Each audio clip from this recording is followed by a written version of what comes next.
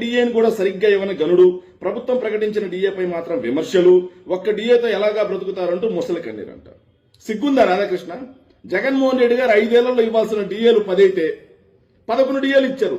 ఎందుకు ఇచ్చారు? చంద్రబాబు నాయుడు గారు 2 పెండింగ్ పెట్టిపోతే వాటిల్లో కూడా ఒకటి ఇచ్చారు. సో ఒక్క డిఏ కూడా జగన్మోహన్ రెడ్డి గారి హయాంలో పెండింగ్ లో లేదు. అది కూడా చంద్రబాబు నాయుడు గారి హయాంలో 2 పెండింగ్ ఉంటే ఒకటి తీర్చిపోతే ఆయన మీద రాతలు రాస్తావు. జగన్మోహన్ రెడ్డి గారు అధికారంలోకి వచ్చిన తర్వాత వెంటనే జూలైలోనే, మే ఎండింగ్ లో అధికారంలోకి వస్తే ఫస్ట్ కేబినెట్ లోనే 27% ఐఆర్ ఇచ్చారు. పీఆర్సీ కమిషన్ అమలు చేశారు. ఉద్యోగులకు రావాల్సిన బెనిఫిట్స్ అన్ని కూడా కరోనా లాంటి కష్టకాలం ఉన్నా సరే ఎంత వరకు చేయగలరో అంతకు మించి చేశారు.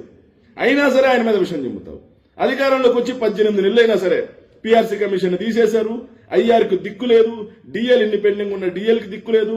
భిక్షం అంటూ ఒక డిఏ వేసి అది కూడా అప్పుడు కొంత ఇప్పుడు కొంత ఇన్స్టాల్మెంట్లు చరిత్రలో ఏనాడు లేని విధంగా ఇస్తే దాని మీద చంద్రబాబు నాయుడు గారిని పొగుడుతున్నావంటే బూతికిట్టు.